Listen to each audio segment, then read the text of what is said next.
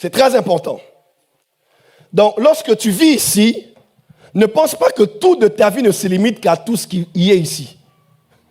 Si tu penses que la vie chrétienne, nous avons reçu Jésus qui est mort à la croix, uniquement pour nous, pour notre ventre, notre poche, le type de vêtements que tu dois avoir, la marque de la voiture que tu dois avoir, de maison ou de quartier dans lequel tu dois vivre. Tu es au 40e, au 93, au 92. Tu as quel travail? Quelles sont les connaissances que tu as dans le gouvernement actuel? Si la vie ce n'est que ça, alors comme disait Paul, nous sommes les hommes les plus malheureux. Parce que ce temps va prendre fin. Mais nous ne savons pas quand. Parce que celui qui viendra, viendra comme un voleur. Est-ce que je peux avancer? Est-ce que je peux avancer? Alors pourquoi est-ce que le Saint-Esprit vient déjà durant cette période? Le Saint-Esprit est venu durant cette période parce que le Saint-Esprit fait le travail qu'Éliézer a fait avec Rebecca. Abraham cherchait une femme pour son fils, Isaac. Et quand il dit, il a appelé Éliézer de Damas, c'est ça? Qui était un de ses plus proches dans sa maison. Et il l'a envoyé pour aller chercher une femme pour son fils. Il a pris des présents avec lui et il a rencontré Rebecca. Il lui a offert les présents, il lui a offert des cadeaux. Alléluia. Alors lorsqu'il a pris la femme, ils ont eu à parler, il a jugé bon de la prendre pour la femme de son maître. Il prend Rebecca avec lui et lorsqu'il part à la rencontre d'Isaac, la Bible dit Isaac était sorti de sa tente et en chemin, il a rencontré Rebecca qui venait avec Éliézer. Et c'est là qu'il a pris comme épouse. C'est la même histoire que nous avons prophétiquement parlant. Parce que le père est l'image d'Abraham. Ou bien, Abraham est l'image du père. Et le père se cherche une épouse pour son fils qui s'appelle Jésus-Christ. Mais pour apprêter cette épouse, préparer cette épouse, il a envoyé Éliézer, qu'on appelle puissant secours divin, qu'on appelle Ézer, qu'on appelle puissant aide divin. Parce que Éliézer est l'image du Saint-Esprit qui lui est venu sur la terre dans l'église avec les cadeaux, avec les dons. Voilà pourquoi Paul dit, nous avons reçu les arts de l'esprit.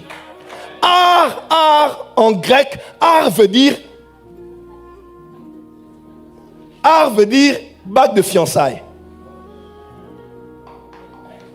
A-R-R-H-E-S. C'est dans Corinthiens. Il dit, nous avons reçu les arts de l'esprit. Et art veut dire bague de fiançailles. En d'autres termes, le Saint-Esprit est venu comme Éliézer avec des cadeaux et des anneaux pour être lui-même la bague de fiançailles. En fait, le Saint-Esprit est la bague de fiançailles de Jésus. Le Saint-Esprit qui est actuellement dans l'église sur la terre, il est lui-même la bague de fiançailles de Jésus pour qu'à chaque fois que Satan veut venir ou le monde veut venir te séduire afin que tu lui appartiennes, tu dis hey. Alléluia. Tu montres à Satan que tu es déjà promis à quelqu'un d'autre. Ce sont les fiançailles, ce n'est pas encore le mariage. Parce que bientôt, j'aimerais dire à quelqu'un, quand le Saint-Esprit nous prendra, il va monter avec nous. Nous ne monterons pas au ciel. On ne rencontrera pas Isaac dans la tente. Isaac va sortir de la tente et à mi-chemin, nous on montera lors de l'enlèvement. Jésus descendra et nous allons le rencontrer sur les nuées.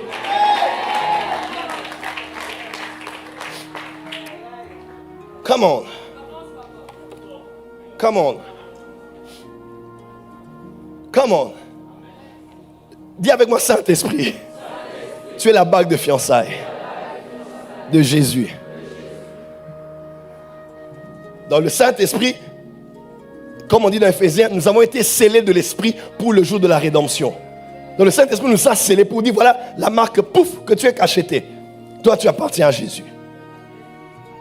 Dernier verset de 1 Corinthiens chapitre 6. Glorifiez donc Dieu dans vos corps et vos esprits qui appartiennent tous deux à Dieu.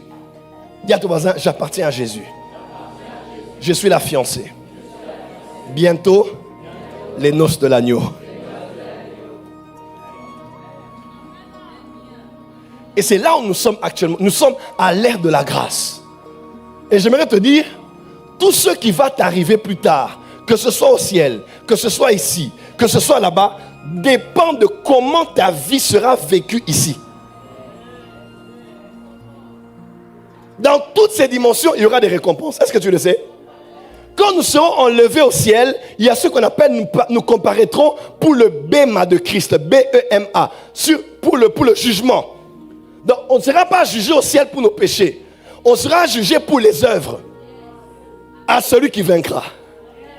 Donc, quand nous serons tous enlevés, le Saint-Esprit montera avec nous, Jésus nous prendra, on arrivera là avec le Seigneur et il va commencer à nous récompenser selon nos œuvres. Waouh! Quelles œuvres que nous avons eu à effectuer ici. Même quand nous descendrons avec le Seigneur plus tard, ici là, règne de 1000 ans, on va nous distribuer des villes en fonction de quoi? Des œuvres que nous avons faites ici. Et même lors de la Nouvelle Jérusalem ici, tout le monde n'aura pas la même proximité avec le Seigneur, n'aura pas les mêmes faveurs au ciel. Ici aussi, tu auras ce que tu as en fonction de ce que tu as fait. Dis à ton voisin, ne joue pas avec mon temps. Voilà pourquoi Paul dit, rachetez le temps, car les jours sont mauvais. Pas mauvais pour avoir peur, mais mauvais pour savoir que les jours mauvais sont des signaux qui me montrent déjà qu'il peut revenir. Et je dois capitaliser ma vie, capitaliser mon temps, capitaliser ma foi, capitaliser ma vie chrétienne. Donc la vie ne se résume pas autour de manger, boire, marier les enfants. Non, non, non, non, non. Tu dois vivre une vie significative pour le présent, mais aussi pour l'éternité. Dis à ton voisin, ne joue pas avec ma vie. Ne joue pas avec mon temps. Ma récompense m'attend. Dis amen bien. Acclame très fort, on va continuer à monter.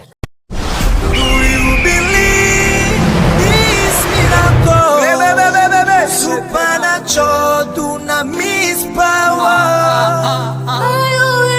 Rakoto